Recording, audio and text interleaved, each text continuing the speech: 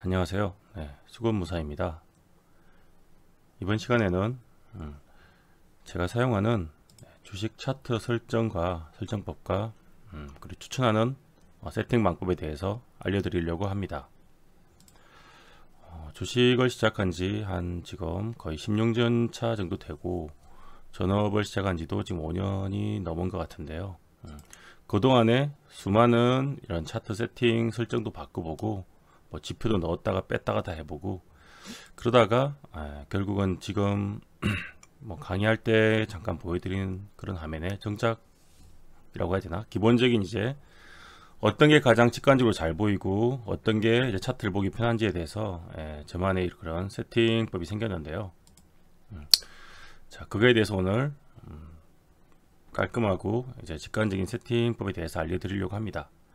이 차트 설정하는 게 왜 중요하냐면, 일단 눈에 잘 보여야지 내가 이런 차트를 잘 공부해서 기법을 알든 지지 저항을 알든 이런 걸 찾는 걸 보더라도, 그리고 중요한 돌파 자리를 보더라도 차트가 딱 깔끔하게 정리돼 가지고 잘 보여야 됩니다. 근데 그게 잘 아니고 막 지저분하게 되어 있고 눈에 잘 안 들어오게 되어 있으면 아무래도 정확한 자리에서 정확한 타점에 베팅을 하거나 매수를 하기 어려워지는 부분이 분명히 있습니다. 지금 보시는 화면의 차트는 이제 HTS를 처음 설치하면 기본적으로 디폴트 세팅으로 나오는 차트의 모양입니다. 가장 먼저 이평선이 5, 10, 20, 60, 120 이렇게 되어 있고요. 색깔도 아마 이런 식으로 되어 있을 겁니다. 그리고 거래량에도 이평선이 이렇게 달려 있고, 이렇게 조금 약간 좀 눈에 확 들어오지는 않죠. 이렇게 뭔가 깔끔하게 눈에 확 들어오는 그런 구성은 아닙니다. 근데 이제 아무것도 이제 안 건들면 이 상태로 써야 되는데, 이제 여기서 이제 한번 건드려 보려고 하는데요. 일단 제가 여러 가지, 저도 요즘에도 차트를 바꿔 쓰긴 하는데 기본적으로 넣어 쓰는 게 이런 왼쪽에서 보는 화면입니다. 강의 때도 봤겠지만 여기다가 이제 더 추가하든지 빼든지 이제 그렇게 하는데, 일단 기본적으로 이렇게 많이 씁니다.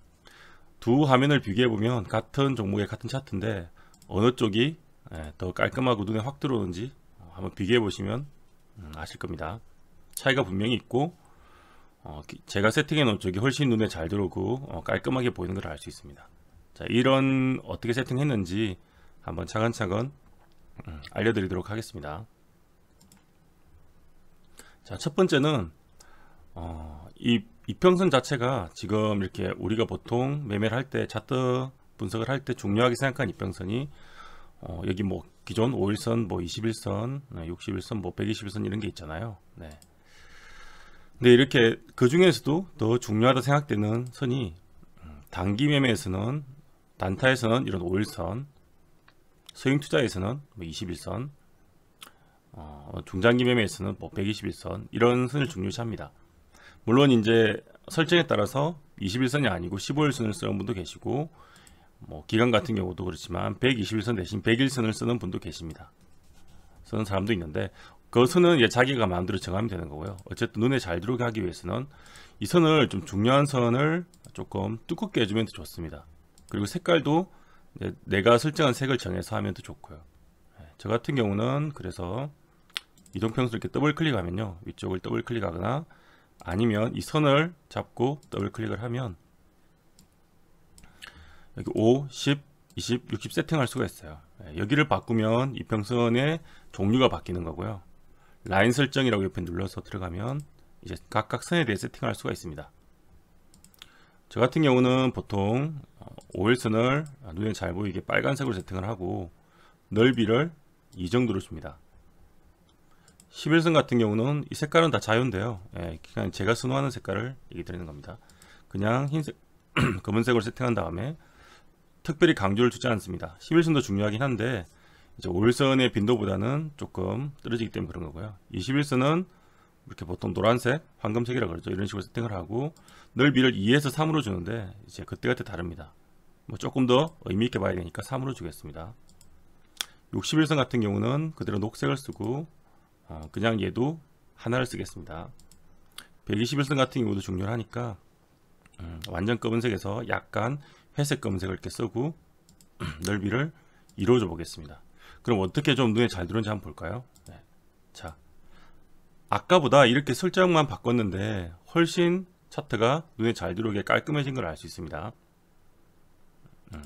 그래서 이렇게 일단 기본적으로 바꾸는 게 좋고, 그리고 거래량에서는 물론 이평선을 뭐 20, 60 정도 이렇게 크로스해서 볼 수도 있는데, 이제 점점 공부를 해갈수록 거래량 이평선은 크게 의미가 별로 중요하지 않기 때문에 이렇게 오히려 정신이 약간 없죠. 막 이렇게 섞여 있으면. 그래서 이평선을 없애보겠습니다. 똑같이 이평선이 있고 라인 설정이 있는데요. 앞에 5, 20, 60, 120 이걸 이렇게 없애버리면 이평선이 사라집니다. 그럼 좀 깔끔하게 보이죠. 거래량이 이제 크다 작다가 바로 보이니까 이렇게 세팅을 해서 사용하시면 되겠습니다. 자, 이렇게만 해도 굉장히 깔끔해졌는데, 그 다음에는 이제 몇 가지 팁을 알려드릴 건데요. 기본적으로 주식 차트를 볼 때는 적어도 이렇게 너무 짧게 보시면 안 됩니다. 차트를 볼 때는 최소 6개월에서 7개월치를 한꺼번에 볼 수 있게 차트 크기를 조절하고 비중을 보고 보는 게 좋습니다. 그래야지 보통 신고가나 뭐 전고점, 전저점을 확인할 때 6, 7개월분을 확인해서 6, 7개월분을 한꺼번에 보면서 보는 게 훨씬 확률적으로 좋기 때문에 그렇게 일단 권해드리고요. 6, 7개월치를 한꺼번에 볼 수 있는 차트의 이제 크기를 세팅하라 입니다. 그리고 차트에다가 이렇게 표시를 할 수가 있는데, 이렇게 여기 차트 밑에 보면 뭐 이렇게 기업 영웅문에서 가로선이 있고요. 뭐 이렇게 또 직선을 올리는 게 있죠. 이것도 역시 더블 클릭을 해보면 이 선의 색깔이라든지 이런 걸 바꿀 수가 있습니다. 파란색으로 바꾸고 굵기도 바꿀 수 있고요. 아니면 검은색으로도 역시 바꿀 수 있습니다. 이 원하는 색깔을 써서 내가 지지선, 저항선 이렇게 확인할 때 쓰면 되고요. 이렇게 추세선을 끌 때 쓰는 것도 확인할 수가 있습니다. 색상을 바꿀 수가 있어요. 빨간색이냐 뭐 검은색이냐 바뀌죠. 본인에게 눈에 잘 띄는 색으로 바꿔서 사용하는 게 중요합니다. 그리고 여기 처음에 설치를 하면 여기 약간 값까지 같이 나오는데 보통 이렇게 나오거든요. 값이 이걸 없애고 싶으면 여기서 뭐 각도만 넣는다든지 하면 없어집니다. 그럼 이렇게 올린지 알 수 있겠죠. 이외에 이런 도구 상자를 보면 도구 상자에 뭐 동그라미나 네모 같은 것도 이렇게 변할 수가 있습니다. 도형 색상 채우기를 바꿀 수가 있고요. 이건 HTS 좌측이나 아니면 하단에 아마 달려있는 도구 상자인데 보신 적이 있을 겁니다. 이 상자를 얘기하는 건데요. 차트 툴바라고 하죠. 여기서 가져오는데 이것도 역시 똑같이 설정 가능하고요. 자, 그리고 차트를 오른쪽 마우스 키를 누르시면 환경 설정이라는 게 있습니다. 기본적으로 환경 설정을 누르면 아까 차트 툴에 여기 선 같은 걸 제가 껐잖아요. 그게 저장을 되게 하려면 여기 추세선 저장이라는 걸 체크를 해 주셔야 됩니다. 추세선 저장을 체크를 하고, 그리고 차트의 이게 위나 아래 간격을 좀 늘리고 싶으면 여기 위에 여백이나 봉 간격을 조정하면 되고요. 어쨌든 추세선 저장을 꼭 체크를 하고, 그 다음에 차트가 너무 봉이 작게 보인다 그러면 봉 크기 최대 최소도 체크를 하시면 됩니다. 이렇게 체크를 하고, 뭐 지표 값을 같이 보고 싶다 그럼 지표 값도 체크하면 되고요. 어떻게 되는지 바꿔보겠습니다. 자, 그럼 지표 값이 이렇게 표시가 되죠. 그리고 봉 크기는 일정 크기 유지가 되는 거고, 추세선이 저장이 되게 됩니다. 일단 지표 값은 꺼볼게요. 저는 지저분한 걸 좀 싫어해서. 자, 이렇게 추세선 저장을 체크하고 저장을 해야지 내가 이렇게 남긴 추세선이 갔다 와도 안 사라지는데, 가끔 버그로 이렇게 분봉을 갔다 오거나 다른 종목을 갔다 오면 추세선이 사라지는 경우가 있습니다. 그래서 영웅문 이제 차트 같은 경우는 추세선을 내가 끊고 그 일봉이란 부분을 한 번 더 이렇게 눌러주면 좋습니다. 그러면 확실하게 지장이 되고요. 분봉도 마찬가지입니다. 분봉도 뭐 이렇게 껐다고 치면 그냥 분봉을 한 번 더 클릭해 주거나 아니면 이렇게 갔다 오고 남아있는 걸 확인하고 그래야지 다음에 다른 종목을 갔다 와도 안 사라집니다. 한 번 더 이렇게 분봉을 클릭해 주거나 일봉에서 했으면 끊고 나서 일봉을 한번 클릭해 주면 됩니다. 이래서 추세선 저장을 하는 것까지 알려드렸고요. 자, 그리고 여기다가 이제 내가 원하는 보조지표나 참고지표를 넣을 수가 있는데, 그런 걸 이제 너무 많이, 저도 초보 때는 너무 많이 보조지표를 넣고 했는데, 결국 이제 그게 도움은 되는데, 선택입니다. 그걸 많이 넣을수록 차트가 많이 지저분해지고, 실력이 이제 좋아질수록 보조지표를 안 봐도 결국은 차트상에 뭐 이평선, 차트 모양, 거래량, 지지저항만 확인하면 그 보조지표에 표시되는 내용들을 다 알 수 있기 때문에 나중에는 결국 빼게 되는데, 그래도 초보분들이 이제 쓰기 위해서 보조지표를 어떻게 써야 되는지에 대해서 알려드리겠습니다. 그 전에 차트를 이렇게 돌려보면 더 이상 안 나오는 시점이 있죠. 2017년 12월까지 지금 나오고 있습니다. 이럴 경우에는 더 확대해 보는 방법이 있는데, 자, 위쪽을 보면 여기 마우스 봉처럼 생기면서 화살표가 꺼 있는 거 있죠. 이거를 클릭해 주면 차트의 그 개수가 늘어납니다. 그래서 아까는 2017년 12월까지 보였던 게 지금은 자 2003년 4년까지 다 보이죠.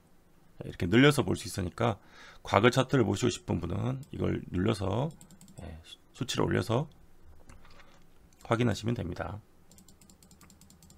또 한 가지는 이제 일봉과 분봉이나 주봉은 다 따로 차트가 설정되기 때문에 지금 일봉이 세팅했지만 분봉은 세팅이 안 돼 있죠.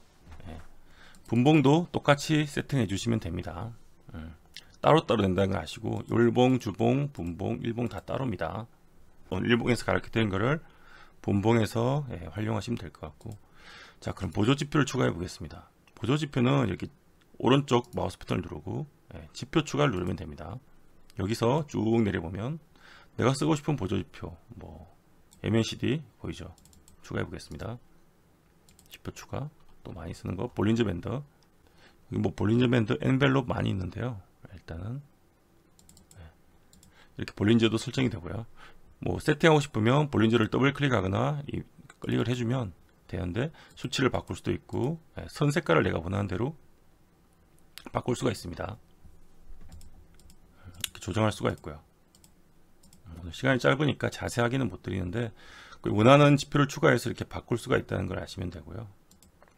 제가 쓰는 차트 중에서 저는 이제 수급 매매를 하기 때문에, 물론 이렇게 간략하게만 보면 안 되고 자세하게 이제 종목별 투자를 봐야 되지만, 저는 이제 익숙하니까 참고 삼아 이렇게 보면 도움이 되니까 흐름을 보려고 넣어놨는데, 위에 끈은 기관 순매수, 아래 끈은 외국인 순매수입니다. 이런 걸 추가하려면 어떻게 하냐? 밑에는 뉴스죠. 뉴스는 일일이 뭐 찾아보는 것도 있지만 이렇게 빠르게 볼 때는 이렇게 보는 게 도움이 되는데, 이런 걸 어떻게 추가하는지 일단 마지막으로 알려드리겠습니다. 역시 지표 추가를 들어가고요. 자, 밑으로 쭉 내려보면 여기 있습니다. 여러 가지가 있는데, 참고로 팁은 거래량 대신 거래 대금으로 이렇게 바꿔볼 수도 있습니다. 여기서 이제 색깔을 넣어가지고 대금으로 보실 분들은 이렇게 거래 대금으로 바꿔볼 수도 있고요.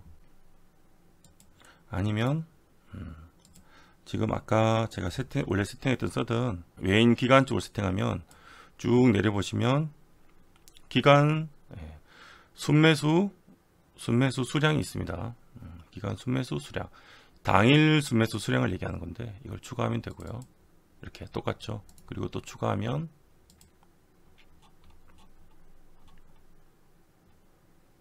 외인 있죠. 외인 순매수 수량입니다. 이렇게. 자, 그럼 두 개가 똑같이 세팅되죠. 뉴스는 현재가 창에서 그 뉴스 창을 열어서 보는데, 간략하게 저처럼 보고 싶다면 지표 추가를 해서 이렇게 뉴스라는欄이 있습니다. 뉴스를 추가하면 되겠죠.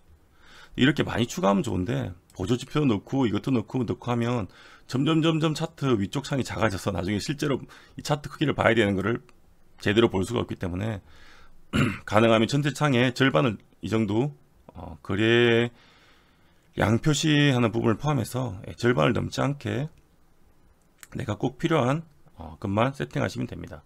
이외에도 뭐 신용 잔고라든가 여러 가지 세팅할 수가 있는데요. 이런 걸 넣든지, 아니면 이제 보조지표가 필요하신 분은 똑같이 지표 추가하고 뭐 여기다가 또 RSI를 넣을 수도 있고, 뭐 이렇게 근데 점점점 이제 지저분해지죠.